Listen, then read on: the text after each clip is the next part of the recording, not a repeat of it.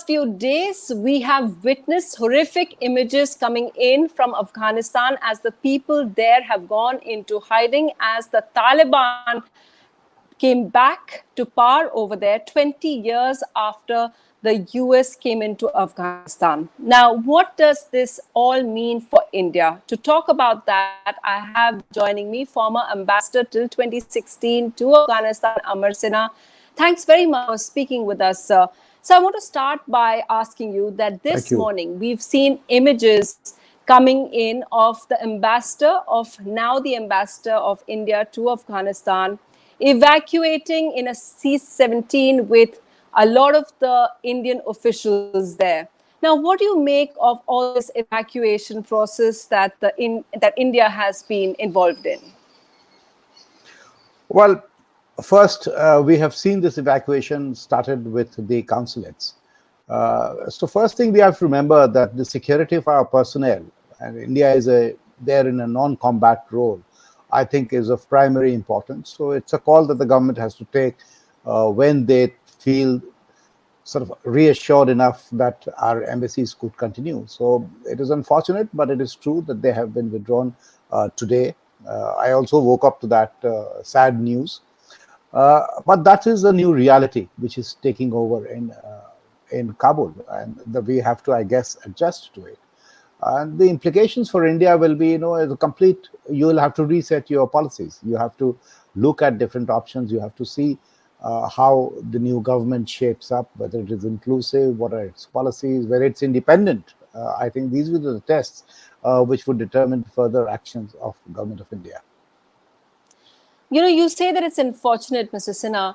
Can you just explain that for our viewers? Because I remember we were just chatting before we started recording the interview. And when you first went in there, you were there at the inauguration of the new parliament. So for the last 20 years, India has been a major part of the rebuilding process that Afghanistan has gone through. Does that all get negated, sir? Well, let me start by saying, when you go into a forest in US, there are these boards which are used by environmentalists, which says, leave it as you found it. So today what is happening is really, we are seeing that Taliban is, it is in Kabul, but Afghanistan is on the brink of being pulled back to what it was in 2001. And that is what is unfortunate, because we invested in the future of Afghanistan, really, in the youth, in institution building, in democratic institutions, in the new leadership, a new rung of leadership. And I see that they will have a very bleak future right now, because we don't know how the Taliban government will shape up. But at least on social and religious matters, and on several matters, they'll be deeply conservative. They will be implementing Sharia law. They want to have emirates. How they eventually treat their people will really be a test of their new governance, if it has evolved at all from 1926 to 2005. And that's why I say sad, because as we had always believed that Afghanistan's future does not lie in its past. And Afghanistan is a nation where many people have assumed that Taliban seems to be the template for Afghan nation. It was not. In fact, Taliban regime, if you look at Afghan history, was an aberration of 5 years, and it has not defined Afghanistan throughout history. And the fact that we've seen the top officials now all being evacuated, and yet we see so many. I mean, Hindustan Times has spoken to individuals over there who are desperate. There was one person I spoke with who said that he couldn't get on the last flight because there was a necessity by Indian authorities of having a COVID negative certificate, and he couldn't get a printout. So the fact that top officials have come out, as many of our aid workers, as many of the, there are people hiding in gurudwaras over there. Does that send a signal that, we are not taking care of our citizens over there? No, of course, right now there are two aspects to it. So one is, of course, the civilian aircraft operation that had stopped. I think the embassy personnel have been evacuated on a military aircraft, and that is a totally separate process. We are hoping that the airspace will open up in 2 days because there was absolute chaos at the airport. There were people on the runway. In fact, yesterday you must have seen that while a US Globe Master was landing, there were so many people that Americans had to use two helicopters flying just 10 feet above the ground to drive people away from runway. So, and ATC is non-functional. So till this situation is put back, civilian operation will become difficult, and no aircraft is coming or going. So obviously people are stuck. What is also happening is there's tremendous panic, and this is something that the Taliban leadership, which is coming in, will have to reassure people that there'll be no revenge killing, there'll be no destruction of the city as we had seen in the Civil War or in 1996. That would reassure people. Otherwise, there are more people dying, actually have died at the Kabul airport than in gunshots since Taliban has come. There are 10 Yes. deaths reported already. So, this panic is perhaps even more debilitating and causing absolute chaos in Kabul right now. Having said that, of course, government has also said that it will take care of its friends. They have already started an e-visa system, and some of these technical things that you said, COVID certificates, etc., those I'm sure the government will iron out those difficulties very quickly. So if we come back more to the policy of it and where India Yeah. stands right now, Mr. Sinha, then we've seen yesterday, we've seen China speaking up, they've recognized the Taliban government, we've seen Russia speaking up. The fact is that many have criticized India for its silence. We don't know what India is going to do. Will India recognize the Taliban government? And then what is the repercussion of that? See, I don't think India will be in a rush to take any decision of that sort immediately. And obviously, the withdrawal points to that. If there was a transition government, as it was being talked about yesterday, then that would have given you more time. Obviously, now the determination must have been that there will be no transition government because transition to what? Taliban has already taken over the palace, the all the provinces, etc. So I guess they would like to have the regime. Then whether you recognize or you have diplomatic relations, those are subject to negotiations and mutual contact. So I'm sure government would be engaged in trying to suss out what exactly Taliban wants, because it's a two-way street. And I said that ultimately it will depend on how inclusive it is. You see, we don't have to necessarily do what China is doing or what Russia is doing. They have been engaging with Taliban for a long time. They have received certain assurances which were basically related to security. They were not focused on the people of Afghanistan, what happens to them. 20 years, your policy has been supporting the democracy and completely people centric policies. So you cannot just jettison it overnight and say that we don't care what happens to the people. So those are careful considerations that will have to go into the future decision.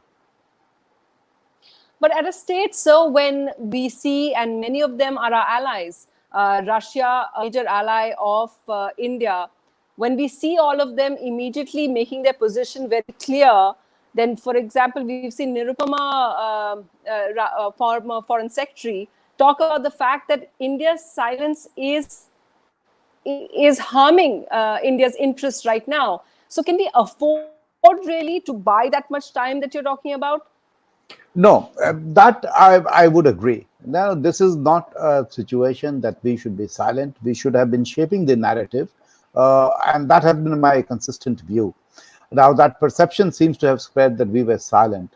Uh, I don't know, some diplomacy is done in the background to which we are not aware really. But as far as allies are concerned, you see, not every interest coincides. I think Foreign Minister only yesterday, day before, said that on Afghanistan we have differences even with the US. So there could be areas where we differ with our allies and with our partners because we look at it differently. So that is, I think, part of the diplomatic process. Where you try to see, but you are right that the ground reality has changed. We will have to take that into account in taking a call, uh, because not engaging with somebody that you may completely disagree with is also not part of diplomacy. So we could be, sir, the fact that China has immediately come out, both our neighbors, China, Pakistan, has immediately come out defending the Taliban government and engaging with them. Does that put us in a bit of a spot over here? Because strategically, it means that we are boxed in the neighborhood. Well, let's put it this way.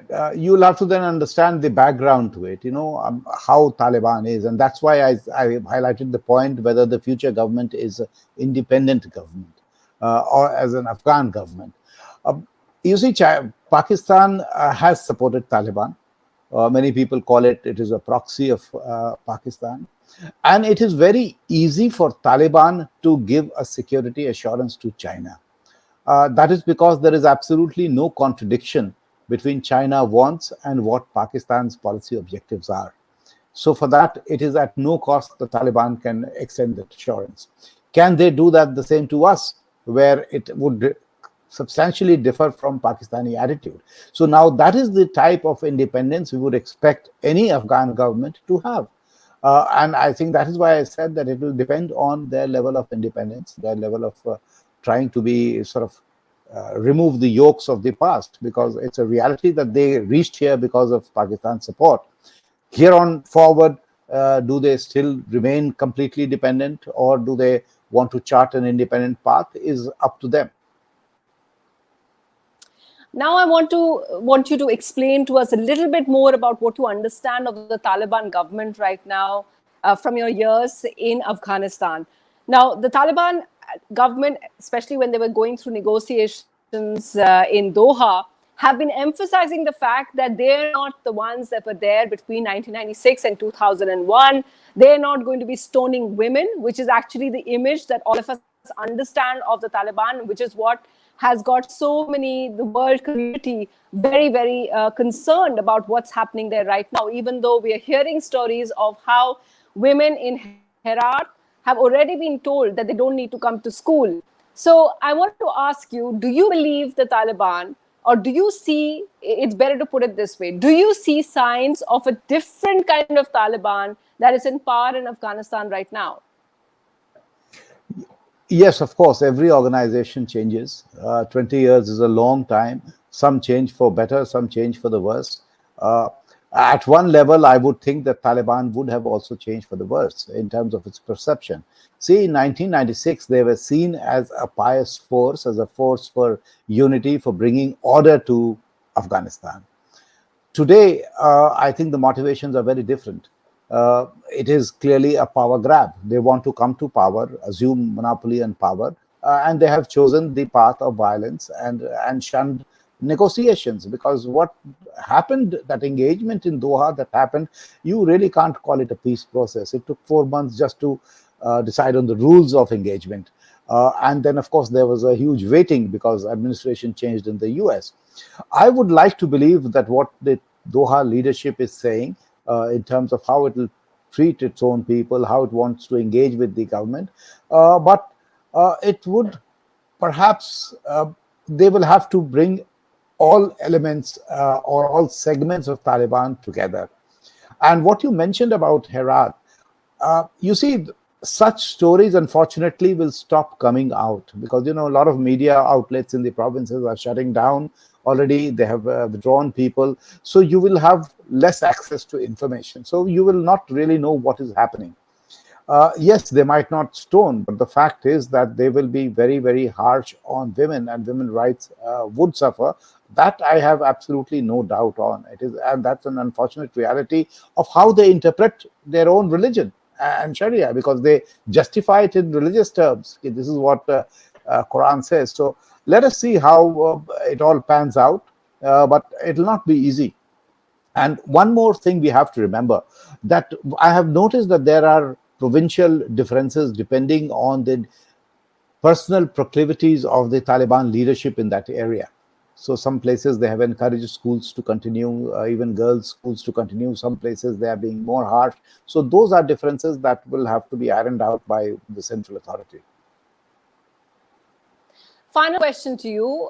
Overnight, we heard from Joe Biden defending the fact that they evacuated something that was being heavily criticized, that they just got their people out.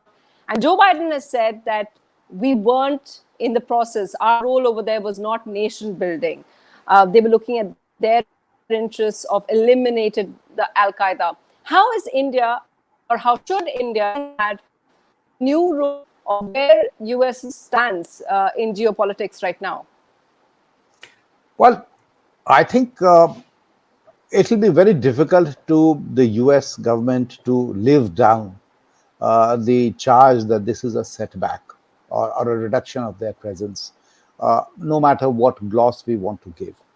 Having said that, ultimately it's a US decision whether to stay or to withdraw.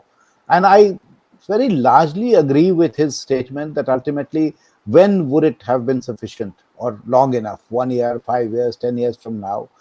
But some of the justification, I find it very difficult. And obviously, these are very I know his deep belief that he wanted to end the war, but the reality is that Osama bin Laden was neutralized in 2011. We are in 2021. What was US doing for the last 10 years? Was it not nation building?